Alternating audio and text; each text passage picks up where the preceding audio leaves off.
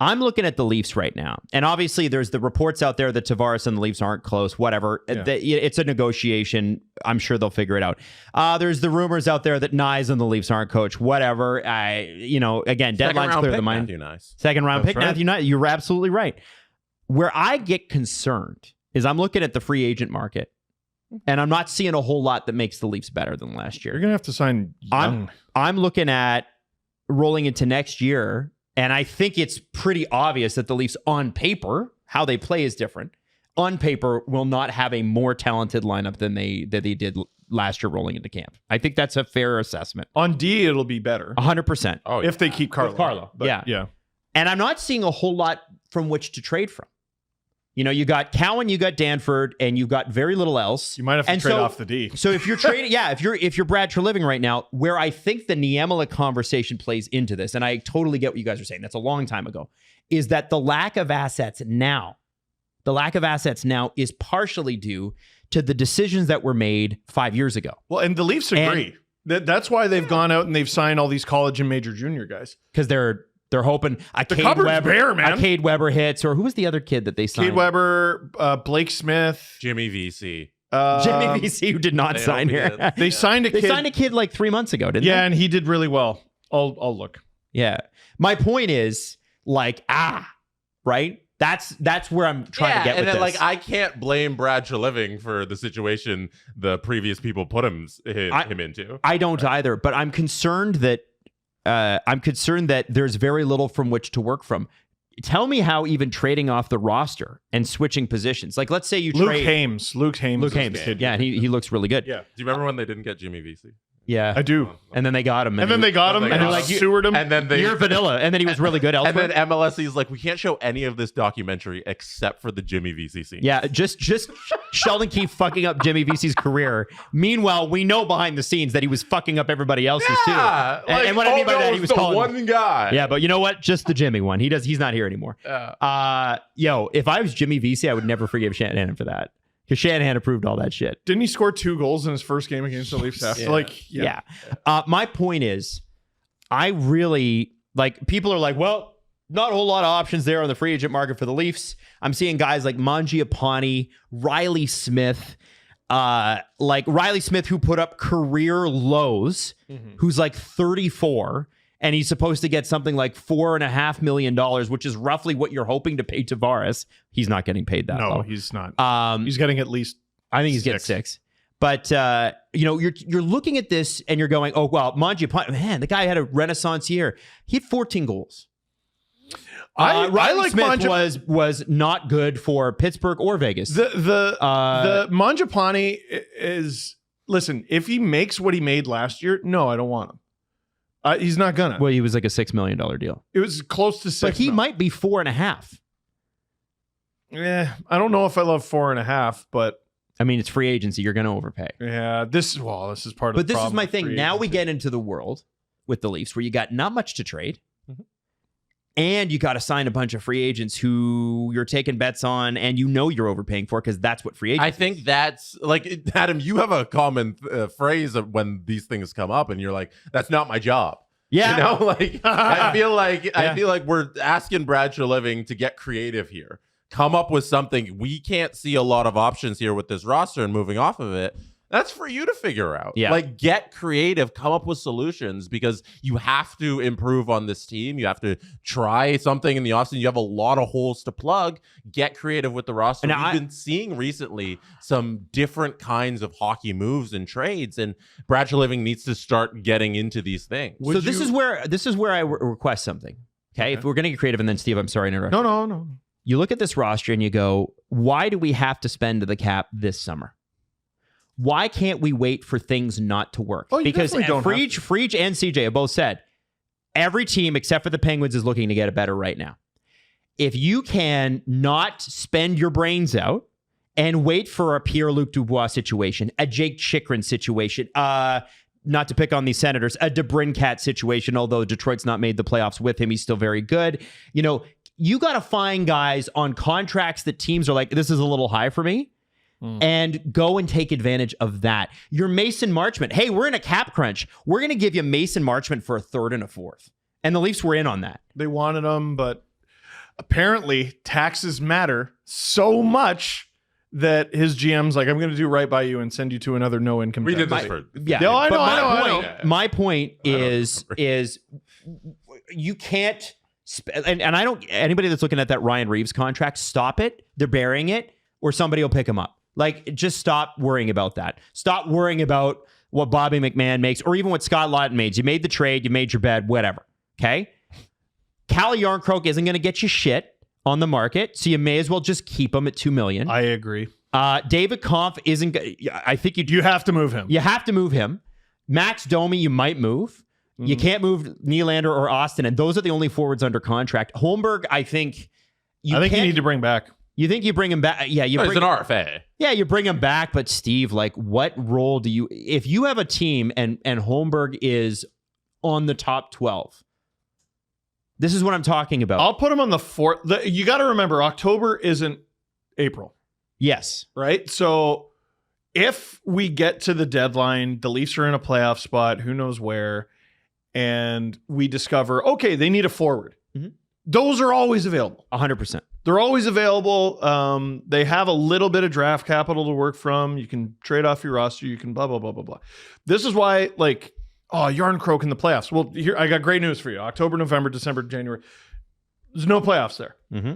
And this is a guy who will he'll almost for sure put up double-digit goals for you. Mm-hmm. That's what he's done his whole career, basically.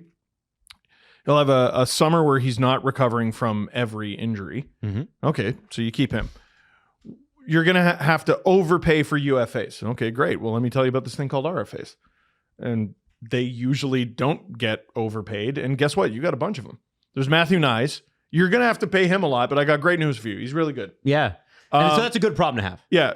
Pontus Holmberg can ask for actually shit. Hey, Leafs, I want, here's like $900,000. Like, whatever, shut up. Yeah. What about Nick Robertson? About the same. Maybe he cracks a mil. Maybe. Then I think you got to add, like, I don't know, 2 guys. Put it this way. You got goaltending. You got defense. You got 2 goaltenders. And you want to trade one of them. No, I don't. I theorized it, and then I was like, you know what? Actually, that's stupid and shitty. Let's not do it. Okay, good. You got a decor. Just checking in on that one. You got a decor. You could trade off of it to make your forwards better, but then you got a little bit of a hole in your decor. What if you just keep the decor? And then, going forward, if you have a need, the need is the most plentiful position in the sport. Winger. Yeah. Yeah. I love the Leaf 70. I do too. I do too. I think they got something with that D. I wouldn't trade a single one of them. Like, is it a people little are saying, old? well, sure. It's a strength of theirs. I think defense and goaltending they finally have. It's not a weakness. Although I would trade Morgan Rielly, but he doesn't want to go because he just built a house.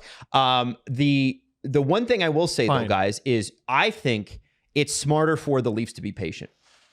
And I think it's smarter. Like, listen, you're going to need warm bodies, right? Yeah. I think it's smart. I think that this is still a really good team. I still think this is at very least a wild card team next year. Oh my God. I think you got to wait and find the problems in the regular season when they happen. Every year this happens. Wild card team, I think a lot of people are upset. Yeah. I wouldn't be upset about that. Yeah, you might not be, but I think this has mass hysteria in the streets of Toronto. I can't wait. That'll be great content. I just feel like the smart thing here is to look at this, and I posed this in the group chat, and I know how you guys feel about it, but I'm going to throw it at you anyway. I think the smart move is 24-month cycle. You go into the season, you have a ton of cap space available. You take advantage of other teams' problems, whether they need to use you for a 1-year cap dump, and somebody passes through town, and you get a few picks for it, or prospects, or whatever. Or it's a Pierre-Luc Dubois situation where you get a problem contract and try to make that player good on your team, which the Capitals did. The Capitals, Mangiapane, Chikrin, who was still good in Ottawa, but they got him for friggin' nothing. Dubois and other players on the Caps. The Caps are a perfect example of what the Leafs could do. Joffrey Lupul was a cap dump when he arrived in Toronto. This is my thing. Yeah. Why spend it all in free agency? Like, if the Leafs have a quiet July 1st, I will quietly be very happy. I'll be loudly very happy. Because I think they'll have done the smart thing. You got to get some guys.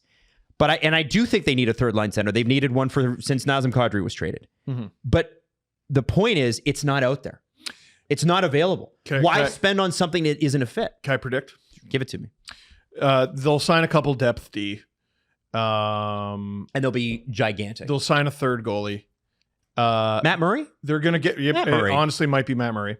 They're going to get Mangiapane, Brandon Tanev, and Tanner Jeannot. Oh, Tanner Jeannot will be fun. They're going to get... Just throw hits. Bigger, uglier, meaner. Well, in absence of talent, right?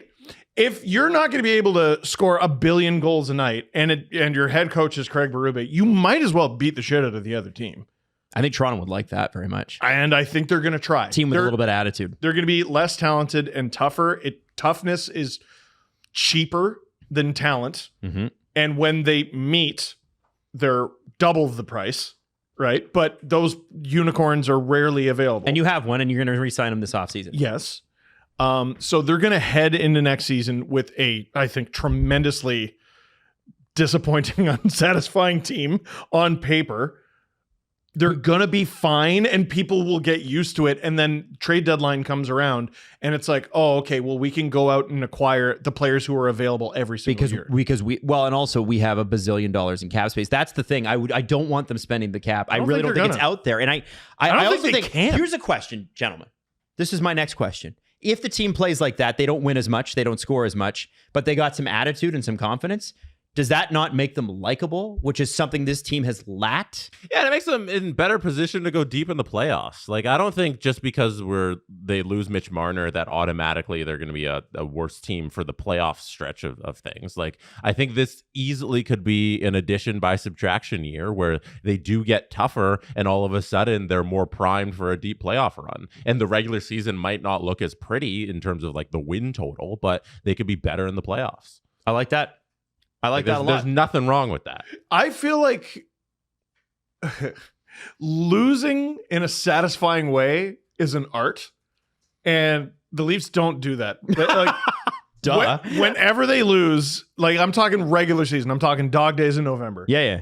I'm just like, well, that sucked. They didn't show up tonight. They're hungover. Yeah. Something like that. Or whatever. But remember that game in Nashville? Remember that awful game in like March or April? Oh, it was just it was like, wow, why are we even watching? Yeah, go check the tapes of Broadway. See if spot a couple of guys out there. Oh man, maybe. Well, it's 2013. Like again, that is not the team you want to replicate necessarily because they were bad. That was a bad hockey team.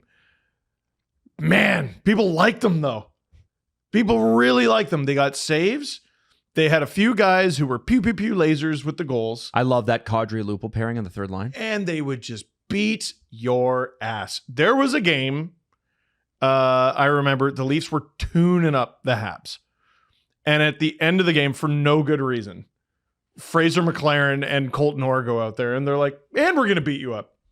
We're going to smash you and beat you up for no good reason, other than we're the Leafs and you're the Habs.